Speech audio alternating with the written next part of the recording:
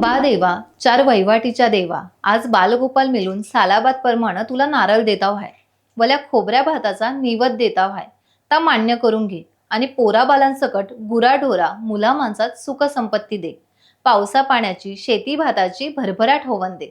असे खणखणीत गाराने घालून कोतवडे गावातील धामेळेवाडीत सर्जनशीलतेचा उत्सव असलेली अनोखी गाव वा परंपरा धामेळेच्या माळावर पार पडली. यावेळी तांदळाच्या लुसलुशीत भाकऱ्या, भात आणि कुलथाची उकड असा अत्यंत चविष्ट प्रसादाचा साऱ्या गावकऱ्यांनी मिटक्या मारत आस्वाद घेतला. कोकणात जितके सण तितक्या त्या सणाच्या विविध प्रथा आणि परंपरा. याच प्रथा परंपरांनी इथली लोक समृद्ध बनलेली आणि एकमेकांशी घट्ट एकोप्याने बांधून ठेवलेली. कोकणातली शेती ही सुद्धा एक प्रकारचा उत्सवच. त्यामुळे या शेतीच्या उत्सवात प्रथा नसतील तर नवलच. अशीच कोकणातली विशेषतः रत्नागिरी तालुक्यातील शेतकरी वर्गाची सर्वांग सुंदर आणि सर्जनशीलतेची पूजा करणारी प्रथा म्हणजे गाववाफ. मृग नक्षत्र लागले की कोकणात भाताचा पेरा होतो. कधी कधी त्या आधीही धुळवापेचा पेरा पडतो. काहीच दिवसात राब रुजून येतो आणि सर्वत्र माळरानावर हिरवे ताटवे दिसू लागतात. एक बी जमिनीत टाकावे, त्यावर मेघाचे पाणी पडावे आणि ते बीज रुजून यावे आणि त्यावर पुन्हा धान्य धरावे. ही सृष्टीची सर्जनशीलता शेतकऱ्यांनी अत्यंत श्रद्धा भावनेने पाहिली आणि तिला त्याने ईश्वरी चमत्काराचे रूप मानले आणि त्या सर्जनशीलतेची पूजा केली. ही पूजा म्हणजे गाववाफ. वाफ म्हणजे रुजलेल्या भाताचा वाफा. पावसाच्या आगमनाने रुजलेल्या वाफ्याप्रती साऱ्या गावाने मिळून केलेली कृतज्ञता म्हणजेच गाववाफ. ही प्रथा अतिशय जुनी. गाववाफ आणि नवरात्रोत्सवातील घट यात साधर्म्य पाहायला मिळते. गाववाफेला शेतीची रुजवात करणाऱ्या निसर्ग देवतेप्रती कृतज्ञता व्यक्त होते, तर नवरात्रोत्सवाला ओले घट स्थापन करून त्यातून रुजलेल्या वाफ्याची 9 दिवस स्थापना करण्यात येते. यातून शेतकरी बांधवांमध्ये नवनिर्मिती, प्रजनन या गोष्टीला किती अनन्यसाधारण महत्व आहे हे दिसून येतं.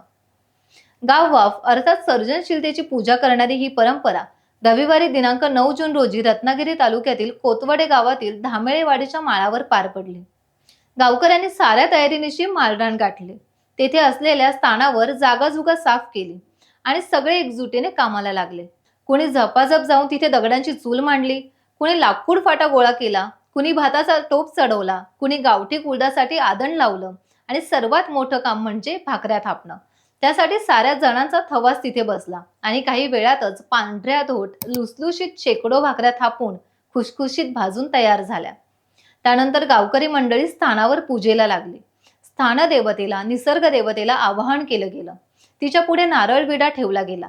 भात, भाकऱ्या आणि कुलदाच्या उकडीचा खास नैवेद्य निसर्ग देवतेला ठेवला गेला आणि वाडीच्या गावकऱ्यांनी साथ घातली. सारे गावकरी धरतीला हस्तस्पर्श करून उभे राहिले. बा देवा, आज वया ठिकाणी उभा राहून तुझ्या समोर तुझी बालगोपाल लेकरं उभी आहे. सालाबाद प्रमाणे तुझा नारळ इडा तुला दिलेला आहे, ता मान्य करून घे. पोरा बालात, गुराढोरात, मुला माणसात सुख संपत्ती देस. पैशा अडक्यात, नोकरी धंद्यात यश देस. शेता भातात बरकत देस.